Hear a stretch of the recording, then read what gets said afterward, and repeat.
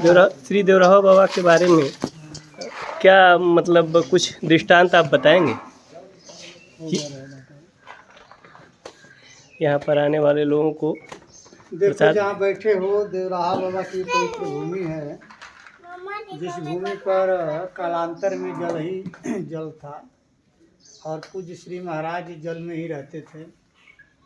यहाँ की पब्लिक, यहाँ की जनता जल में ही देवराहा बाबा को पाई तथा जहाँ भी रहते थे बाबा जल में ही रहते थे। अतः जिस समय इस पावन भूमि पर बाबा कभी दिखाई देते थे बालू की रेता में, ऐसा बुजुर्गों का कथन है, और भीड़ उस महापुरुष के स्पर्श या पास में जाने का प्रयास करती थी तो वह अदृश्य हो जाते थे, और कभी काल दिखाई देते थे फिर अदृश्य हो जाते थे। ऐसा इनका इतिहास है। कुछ काल के पश्चात सरजू की धाराओं में महाराज जी को पाया गया तथा पालकोट नरेश जो जगन्नाथ भगवान का मंदिर बना उस खानदान का कहना है, अभी आए थे उनके परिवार के लोग हैं, गोरखपुर जिला में कहीं सरजू किनारे जगह का स्मरण हो रहा है, जहाँ 200 वर्ष देवराहा बाबा भू समाधि लिए थे और सरजू के प्रकोप से वो स्थल कटा। वहाँ का गांव भी था, गांव भी कट गया, जहाँ पर वो बताते थे पालकोट नरेश के परिवार के कि पीपल का वृक्ष है जाके, जो कि अभी भी वहाँ विद्यमान है। वहाँ की समाधि टूटी तो महाराज जी वहाँ से यहाँ पर जल के माध्यम से प्रकट हुए आए। अचानक यहाँ की जनता देवराहा को जल में देखी, चरवाहों ने देखा। चरवाहों को बहुत बाबा मानते थे, गऊं को बहुत मानते थे। तो उस समय मैल चाहे आसपास के जो ग्रामवासी हैं जलाभाव में सूखा पड़ा था। सभी कुआं वगैरह, ताल वगैरह या पशु पक्षी सब जलाभाव में त्रस्त थे। ऐसी परिस्थिति में पूज्य श्री देवराहा से चरवाहों ने आग्रह किया, महाराज जी हम लोग की यही दिन दशा रहेगी। तो बाबा ने कहा नाम से प्रसाद फेंका और कहा कि जल्दी भागो यहाँ से। और घर भागते जाते जाते इतनी वृष्टि हुई कि मैल गांव जलमग्न हो गया तथा कुआं तालाब जितने थे सब जलमग्न हो गए। गांव में पानी घुस गया और इस प्रकार से महाराज जी की गरिमा महिमा बढ़ती गई। यहाँ जल में ही बाबा का जी मंच बनाए लोग, और जल में ही बाबा मंच बना करके तप में संलग्न हो गए। जल भगवान का स्वरूप है, जल नारायण का स्वरूप है। जलम नरम सेते यस्य असौति नारायण। भगवान का जो है जल ही आश्रय है। जल नारायण, नर सब पुरुष का वाचक है और नर सब नारायण का वाचक है, और व्याकरण में नर सब जल का भी वाचक है। कहीं आयल जी ध्यान नहीं आया। इसलिए जल में ही ऋषि तपस्या जल के ही तट पर ज़्यादा रहते हैं, क्योंकि जल जो है, नदियाँ जो है वो नारायणी के रूप मानी जाती हैं। गंगा साक्षात भगवान नारायण की आह्लादनी शक्ति मानी जाती हैं। सरजू भी भगवान की बड़ी पवित्र पवित्र में मानी जाती हैं। सरजू का प्रतिपादन करते भगवान राम ने लक्ष्मण से कह रहे हैं कि पश्च लक्ष्मण भू लक्ष्मण स्वर्णमयी लंका न में रोचते लक्ष्मण।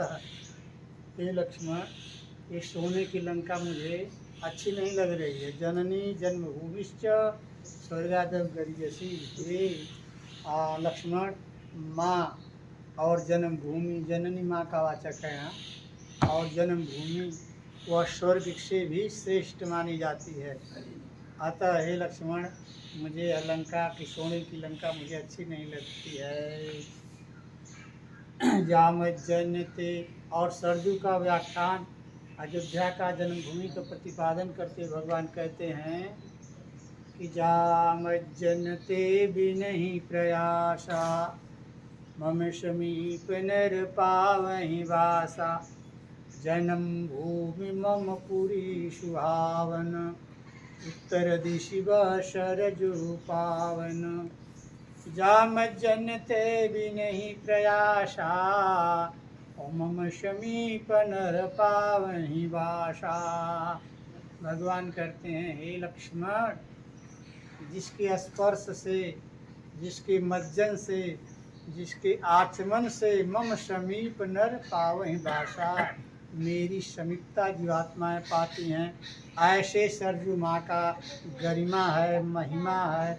ऐसे तट पर ऋषि महर्षि का नाम से तप करते हैं। तप करते हैं क्यों? वह साक्षात पराम्बा है।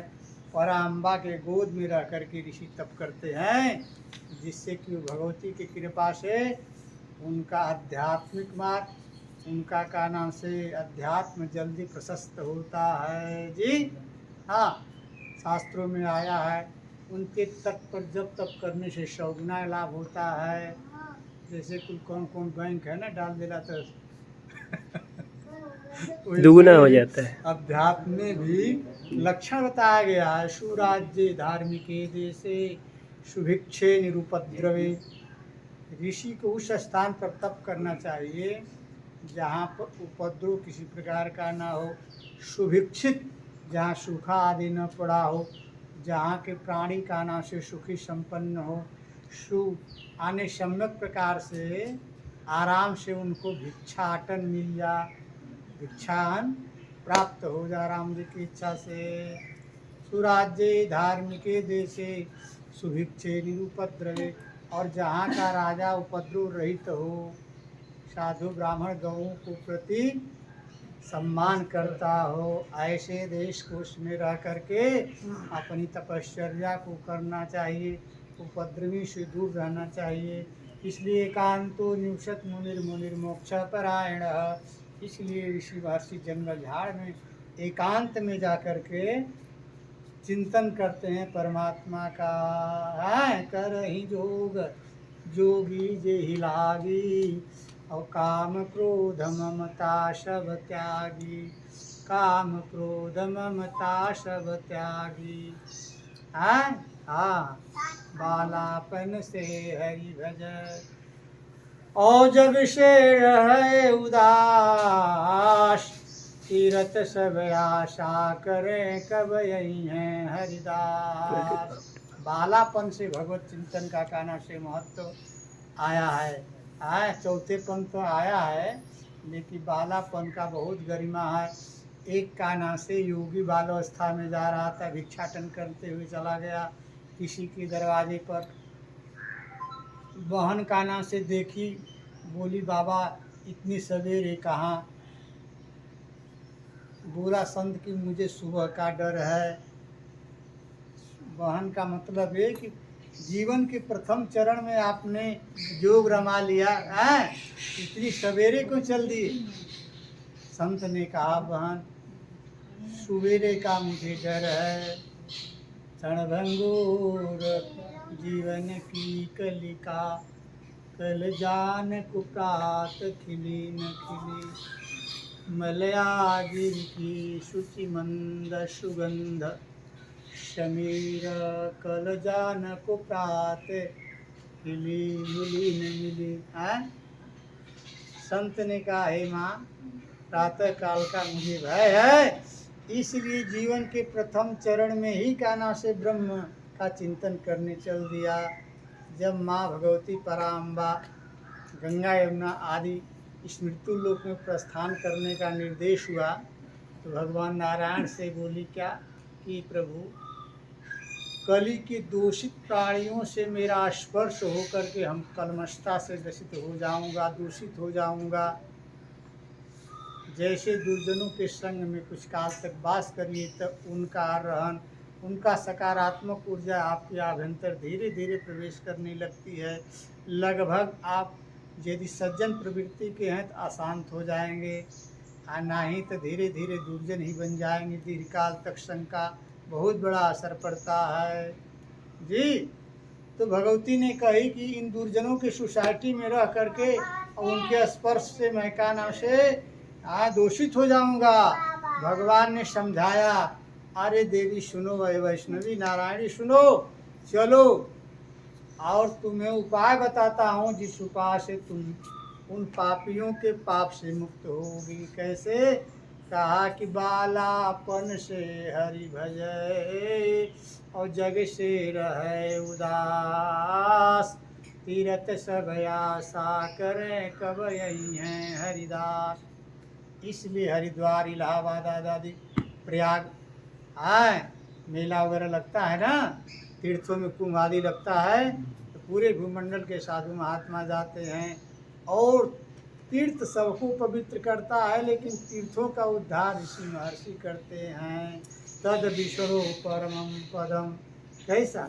संत में सभी है, महात्मा के ना कह रहे हैं कि जो झोटा दाढ़ी बड़ा वही नहीं, सभी बहन बेटी को विचार के अच्छे वही संत हैं, जिनकी भावनाएं अच्छी हैं, निर्मल हैं, वही संत हैं। इसलिए राम जी की इच्छा से संत की बड़ी महिमा है, बड़ी गरिमा है। देवराहा बाबा की चर्चा चल रही थी। ऐसे पूज्य श्री देवराहा बाबा के संदर्भ में जो पूछ रहे हैं, देवराहा बाबा महान संत थे। यह जल में जलमग्न सरजू महाराज ऋषि के बीच में मंच बना के रहने लगे। देवराहा बाबा की युक्तियाँ अलग अलग है, सब भक्तों को अलग अलग उनके प्रति अनुभूतियाँ है। कैसा? देखी राम तव चरित तुम्हारे और जड़ मोहि बुध हो ही सुखारे। तो बाबा के बहुत से भक्त कहते हैं कि हम देखले हैं, तो हम देखले हैं, रुक जाओ शांत रहो। तो भगवान राम को भी उसी प्रकार से वशिष्ठ जी कहते हैं, क्या? हे राघवेंद्र, उस रावण को तुमने कैसे दमन किया, उस आपताई का तुमने दमन कैसे किया बेटा? तो भगवान राम ने कहा, क्या कहा? कृतज्ञता ज्ञापन करते हुए भगवान राम गुरु के समक्ष अपनी का नाम से अल्पज्ञता अभिव्यक्त कर रहे हैं। आजकल के चेला कैसे वो कर रहे हैं, हम भी देखे हैं, जानते नहीं, ऐसे बौखला के बोलने नहीं लगे अपनी महिमा वर्णन करने के लिए। क्या कहते हैं भगवान राम? अपनी कृतज्ञता ज्ञापन कर रहे हैं गुरु के समक्ष। हे आचार्य श्री, मैं कुछ नहीं किया, मैं कुछ नहीं किया, जो ये आपके कृपा से सब हुआ। विप्रात प्रसादात धरणी धरोहम, विप्रात प्रसादात लक्ष्मी वरोहम, विप्रात प्रसादात मम राम नाम, विप्रात प्रसादात। हे आचार्य, तो कृपा प्रसादे न ज्यादा हो, आपके कृपा से, आपके दया से धरणी धरोहम, धरणी को धारण करने वाला मैं कहलाता हूँ। तो कृपा प्रसादेन लक्ष्मी वरूहम, तुम्हारे और दया और कृपा से मैं लक्ष्मी को वरण किया हूँ और लक्ष्मीपति कहलाता हूँ। तो कृपा प्रसादेन, आपकी दया से उस आत्ताई रावण पकाना से वध हुआ। मेरा कोई समर्थ नहीं है हे गुरुदेव कि मैं रावण का वध किया। उसी प्रकार से गुरु महाराज जी को देख करके लोग सामान्य जीव कहता है, जिसको सम्यक प्रकार से सार्वभौम ज्ञान नहीं है, कहता है कि मैं बाबा को जानता हूँ, मैं बाबा को देखा हूँ, मैं बाबा को ये किया हूँ। बाबा की जीवनी बड़ी लंबी है, क्योंकि अड़िमा गड़िमा बाबा के पास सिद्धियाँ थी। अड़िमा सिद्धि का मतलब होता है लघु हो जाना, गरिमा का होता है विशाल। कहीं कहीं बाबा फोटो जा करके देखिए बाहर में, आजान बाहों, लंबी लंबी भुजाएं दिख रही है।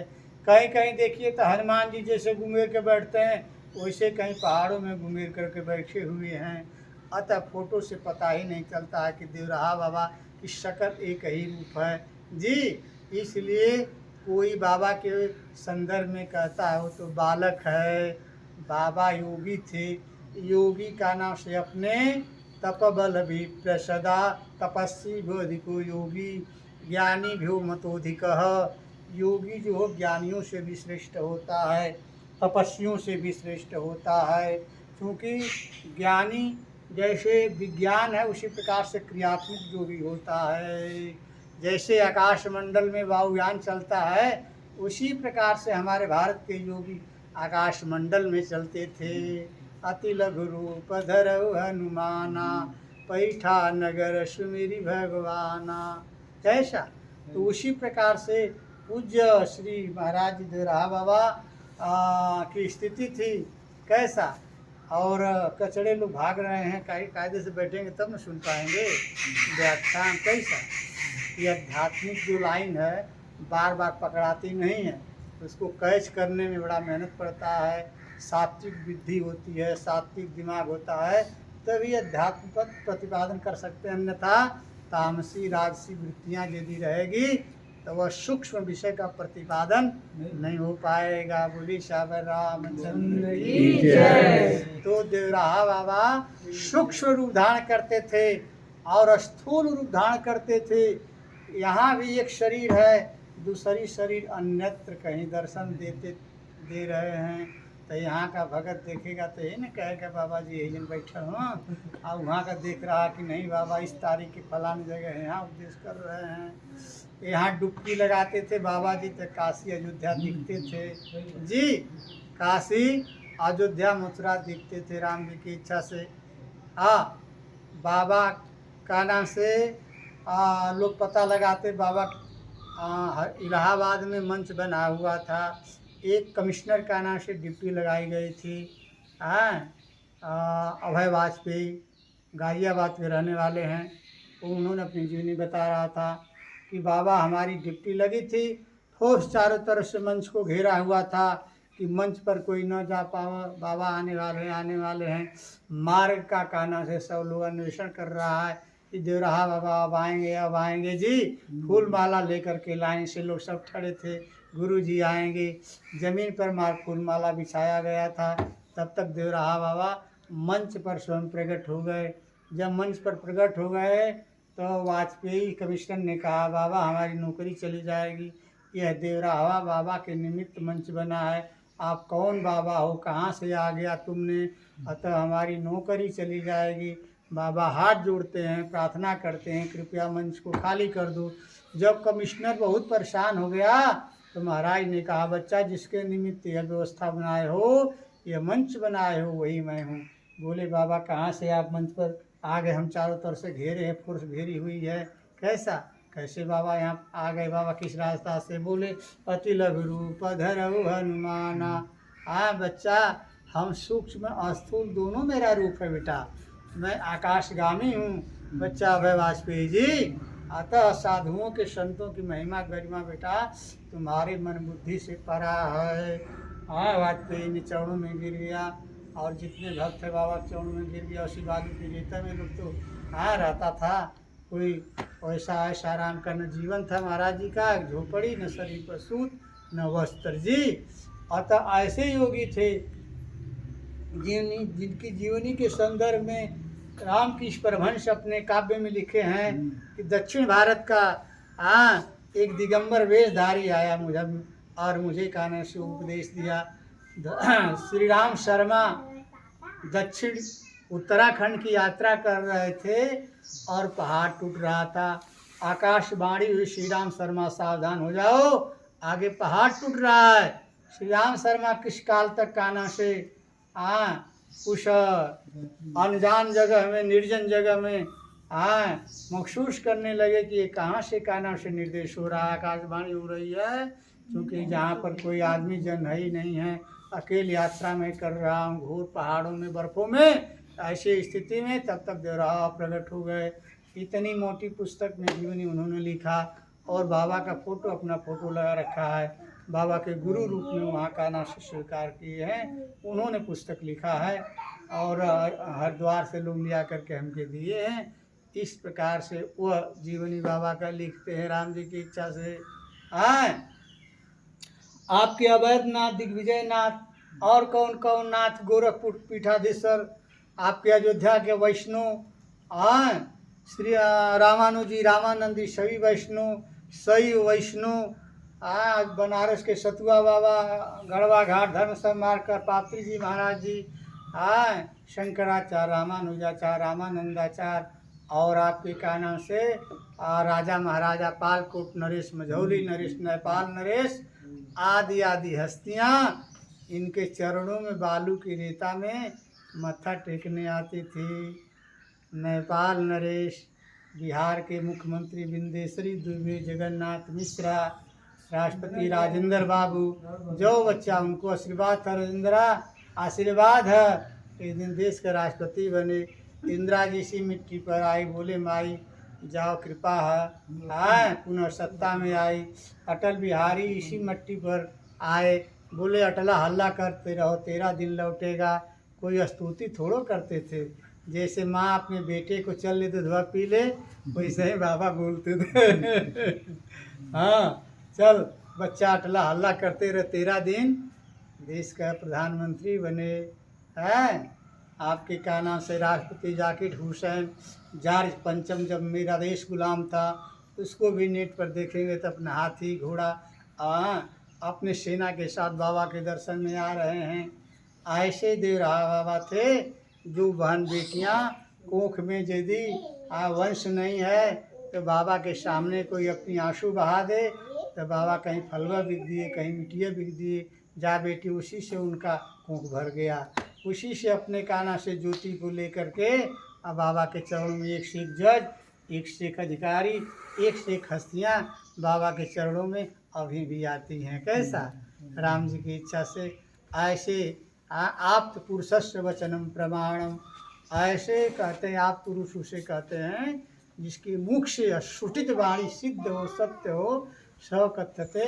हाँ आप पुरुष, उसे आप पुरुष कहते हैं। ऐसे जिनकी वाणी ही शास्त्र बन जाए। हाँ तमुवाच ततो ब्राह्मण प्रहसन मुनिपुंगवम। वाल्मीकि जी क्या थे? कुछ नहीं थे, मरा मरा करते थे। और मरा मरा करते करते भाव था राम राम का कि भगवान का चिंतन करता हूँ। ऐसे निष्ठावान व्यक्ति वह ब्रह्म के समान हो गया। तमुवाच ततो ब्राह्मण प्रहसन मुनिपुंगवम।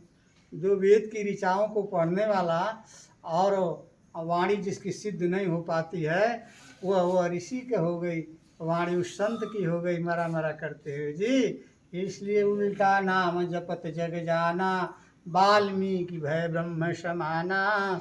भगवान के चरणों में भैया हो, चाहे निष्ठा से इन किन प्रकारेण प्रभु का स्मरण करता है जी, तो उसको मंगल होता है, कल्याण होता है। ऐसे भगवान दयालु हैं, ऐसे कृपालु हैं। माता द्रौपदी सभा में जिस वक्त का नाम से वह शिशु का था, दुशासन था कि कौन था? दुशासन था। दुशासन, अरे जो गाली उली दे रहा था भगवान। अच्छा शिशुपाल। हाँ तो जब भगवान अपने चक्र का आवाहन किए तो थोड़ा सा चक्र के द्वारा थोड़ा सा हाथ में चोट आ गई, तो भगवान द्रौपदी माता अपना दुपट्टा फाड़ करके और भगवान को का नाम से लगा दी। आए आप लोग जाना तो प्रसाद लेके जाइएगा। हाँ तो थोड़ा सा और रुक जाइए। तो भगवान ने कहा बहन काम तेरे आएंगे, द्रौपदी काम तेरे आएंगे बहन, रीढ़ी में तुम्हारा हो गया द्रौपदी, काम तेरे आएंगे। कैसा? थोड़ा सा भगवान के चरणों में फूल चढ़ा देते हैं, 2 आंसू बहा देते हैं, तो भगवान बड़े दयालु होते हैं, बड़े कृपालु होते हैं। जिस वक्त सभा में बड़े बड़े गांडीवधारी उसके पति और बड़े बड़े धर्मात्मा विद्यमान थे, उस वक्त जब द्रौपदी सभा में दुखित थी, सभी धर्माचार शनि राहु केतु सब वहाँ बैठे रहना जी। जितने नवग्रह थे सभी वहाँ बैठे थे। भगवान कहते हैं ग्रहाणाम ग्रहोष्मि ही, ग्रहों में मैं ही ग्रह हूँ। इसलिए भगवान के भक्त को भगवान की भक्ति करना चाहिए, किसी ज्योतिष मोतिष बाबा के चक्कर में ना पड़ना चाहिए। ज्योतिष जी का अलग लाइन है और भक्त का अलग लाइन है। करहीं सदा तिन करे रखवारी। भगवान भक्त भगवान के भरोसे रहता है। कैसा? इसलिए राम जी की इच्छा से भगवान कहते हैं ग्रहाणाम ग्रहोष्मि, ग्रहों में मैं ही ग्रह हूँ। तो बतावा जेकर बाप राजा है तो बाप राजा के पास जाएगा बेटा की झाड़ू लगाने वाले के पास जाएगा? जो मूर्ख होगा वो ना झाड़ू लगाने वाले के पास जाएगा। बोलिए, जिसका बाप राजा है पूरे प्रजा को सेवन करता है, भोजन पानी देता है, रक्षा करता है, तो उसका एक बेटा खाने में नहीं मर जाएगा? इसलिए राम भरोसे जो रहे पर्वत पर हरियार, तुलसी बिड़वा बाग में सींचे ते कुमलार। भगवान का जो भक्त है वो भगवान का भरोसा करना चाहिए। महारानी द्रौपदी वह जब सभी का आशा की, जितने नवग्रह बैठे थे कोई नवग्रह काम नहीं आया, तब उन्होंने सोचा कि अब तो मैं सभा में नंग हो ही रहा हूँ, अब क्या करें, तो नंगा तो होना ही है। दोनों हाथ ऊपर उठा करके बोली, आहो गिरधारी वैश्या सही तिहारी है, क्या हो गिरधारी। नेत्रों में आंसू ली और हृदय रूपी जो प्रेम था, सरोवर दोनों नेत्रों से गंगा जमुना भगवान के चरणों में दोनों नेत्रों से चरणों को प्रक्षालन करने लगी। या हो गिरधारी वैश्या सही तिहारी है। और वह परमपिता परमेश्वर प्रकट हो गए, वस्त्र रूप में परिणित हो गए, और उस आत्ताई का मति बुद्धि सब भ्रष्ट हो गई और थक गया। इतना थक गया घीते घीते कि उसको भ्रम हो गया कि नारी सारी है, कि सारी है नारी है जी। आगति मति सकल दुशासन की हारी। उस पापी की गति मति यानी बुद्धि सब नष्ट हो गई राम जी की इच्छा से। गति मति सकल दुशासन की हारी है। ऐसे दयालु भगवान है भैया, हम उनके लिए थोड़ा करते हैं तो प्रभु हमारे लिए 10 पग चलते हैं। ये अज्ञानी लोग हैं जो कि सोचते हैं कि हम भगवान के चरणों में एक पुष्प चढ़ाते हैं। घर में बेटियां अगर कोई भगवत परायण होती हैं तो वो में कुलक्षणा जो होती हैं वो जलती हैं कि देख ला बड़की सधुआइन हो गई हैं। घर में कोई परिवार में कोई भगवत परायण चंदन टीका लगा लिया तो अगल बगल पड़ोसी जलता है वो मच्छर, देख ला बड़का जोगी हो गया, बड़का साधु बन रहा है। अरे जी, तब मच्छरों की क्वालिटी अलग होती है, उनको मच्छर में कहता हूँ। और मच्छरों की क्वालिटी सज्जनों से ज़्यादा होती है। मच्छरों की क्वालिटी अधिकता सज्जनों से ज़्यादा होती है। राम जी की इच्छा से अगर चल जाए वो चीलम लेके बाहर में तो 100 गो गंजड़ी जुड़ जाइए वहाँ। कैसा कहीं घी चाहे मक्खन दूध मट्ठा बेचवा चाहे करवा तो वहीं ना कौन पिए हैं ना खाए हैं जी। बोला एक शराब का बोतल चाटे हो ले रहा, एक लहड़ा जुट जाइए सब पिए खाते। कैसा मांस मदिरा का एक फ्री कदा देखा पूरा गौवा टूट जाएगा।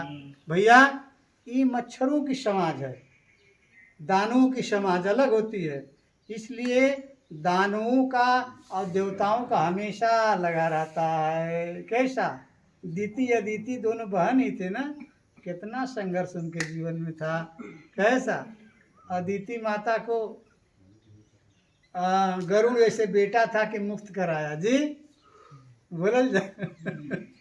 उसकी प्रतिज्ञा थी कि जब तक अमृत मुझे पान नहीं कराओगे हमारे बच्चों को हमें, तब तक तुम्हें दास्ता से स्वीकार नहीं करूँगा। भगवान गरुड़ को युद्ध करना पड़ा, भगवान नारायण से भी युद्ध करना पड़ा, लेकिन उनकी मातृभक्ति मातृत्व भक्ति इतनी प्रबल थी कि गरुड़ की सहायता के त्रिदेवियाँ जो भगवती पराम्बा थी, शिवा उधर नारायणी उधर सभी का नाम से गरुड़ के तरफ से थे, गरुड़ के तरफ से थी मातृशक्ति। और अपने स्वामी भगवान नारायण से भी निवेदन करती थी, नहीं आप गरुड़ की माँ की उसकी आकांक्षा दास्ता से मुक्त करना स्वामी आपका। इसलिए भगवान भी हार जाते हैं भक्त के सामने, भगवान भी हार जाते हैं। माँ अपने बेटे को डंडा मारती है भले, लेकिन माँ हार जाती है जी, पिता हार जाता है। कैसा दुलार प्रेम में। और वह तो वैसा बेटा था कि लायक बेटा था, नालायक की बात नहीं करते हैं। लायक बेटा के ऊपर तो माँ बाप हार ही जाते, एक थप्पड़ मारेंगे तो बैठ के अकेले में रोएंगे, मार देनी है बोल देनी है कैसा मुँह में। हाँ अब बहुत नालायक निकल गया तो भी कुपुत्रो जाते क्वचित कुमाता न भवती, तो भी माँ ही होती है। उसका हृदय तो वात्सल्यता जायमान रहती है, चाहे लायक हो चाहे नालायक हो। हम नहीं कह रहे हैं, शंकराचार्य की पंक्तियाँ बोल रही है आज शंकराचार्य की। कुपुत्रो जायते क्वचिदपि कुमाता न भवती। हैं, भले हम नालायक पापी हो जाएं, लेकिन माँ माँ है। बोले सब रामचंद्र की जय। ऐसे देवराहा बाबा थे, ऐसे उनके पास विद्याएं थी जिसके प्रधानता से न भूख लगती थी, न प्यास लगती थी, न निद्रा लगती है। 60 में मैं बोल रहा हूँ, शरीरांत संचारी बाहु, जो श्वास प्रश्वास लेते हैं आप, उसका उनका अधिपत्य था। जिस योगी का अधिपत्य श्वास प्रश्वास पर हो जाता है, भगवान शंकर माता पार्वती से कहते हैं, हे देवी कुंभक सिद्धि किम न सिद्ध्यति। जिस योगी का कुंभक सिद्ध हो गया, उसके संसार में कोई दुर्लभ ही नहीं है। पृथ्वी को अंगूठा से दबाता है तो धरती माता दबने लगती है। सूर्य में संयम करता है तो सूर्य की ऊर्जा उसके आभ्यंतर आ जाती है। अतः राम जी की इच्छा से और वह योगी शरीर को सूक्ष्म करके पूरे भूमंडल का नाम से पर्यटन करता है। लघु हो जाना, सूक्ष्म हो जाना, आकाशगामी हो जाना उसके लिए सामान्य बात होती है। और राम जी की इच्छा से उसी प्रकार से अब बहन बेटियाँ सभी लोग बैठी हो, पढ़ती होगी दुर्गा सप्तशती, उसमें आया है अर्गला सिद्ध कुंजिका स्तोत्र, वहाँ लिखा है खांग खींग खेचरी नाम। वह नारायणी कहती है कि मैं आकाश में रमण करने वाला, मैं ही नारायणी हूँ, मैं ही शिवा हूँ, मैं ही का नाम से वैष्णवी हूँ। अतः उस विद्या का खे माने आकाश होता है। अतः माता कहती है कि आकाश में रमण करने वाली मैं आह्लादनी शक्ति हूँ। अतः वह विद्या जिस योगी को प्राप्त हो जाती है तो कहते हैं न रोगो मरणम तंद्रा न निद्रा न क्षुधा तृषा न च मूर्छा भवे तस्य यो मुद्रा व्यक्ति खेचरीं चित्तं चरति खे यस्मा जिह्वा चरति खे गता तेनैषा खेचरीणां मुद्रा सिद्धैर्निरूपिता तेनैषा खेचरीणां मुद्रा सिद्धा निरूपिता। सबसे बड़ी खेचरी मुद्रा योगी जन की मातरे, सबसे बड़ी खेचरी मुद्रा योगी जन की मातरे। जिस विद्या के प्रभाव से गोरख, भर्तृहरि, सनक सनंदन सनकादिक आदि महापुरुष लोग हुए, संसार में चिरंजीवी कहलाए हैं। उस विद्या को पूज्य श्री देवराहा बाबा जानते थे, सिद्ध थी, जिसके प्रभाव से न भूख लगती थी उनको, न निद्रा लगती थी, न तंद्रा लगती थी। जिस विद्या के प्रभाव से तक्ष के नापी, अरे सर्प भी डस ले तो भी विषम तस्य न सर्पति, उस योगी को सर्प का भी असर नहीं होता है। और मृत्यु मातंग केसरी ही, यमराज भी उस योगी का बाल बांका नहीं कर सकते हैं, जिस योगी का खेचरी सिद्ध है। इसलिए सबसे बड़ी खेचरी मुद्रा योगी जन की मातरे। खेचरी विद्या जो है वो योगियों की सबसे बड़ी विद्या है। इसलिए राम जी की इच्छा से अनन्यास चिंतयन्तो माम योजना पर तेषामनभियुक्तानां योगक्षेमं वहाम्यहम्। अनन्यास चिंतयन्तो माम योजना परोपासते तेषामनभियुक्तानां योगक्षेमं वहाम्यहम्। अतः भगवान कहते हैं अनन्य भाव से जो मेरा चिंतन करता है, तेषाम योगक्षेमं वहाम्यहम्, मैं स्वयं रक्षा करता हूँ। बोलिए श्री रामचंद्र की जय। बोलिए।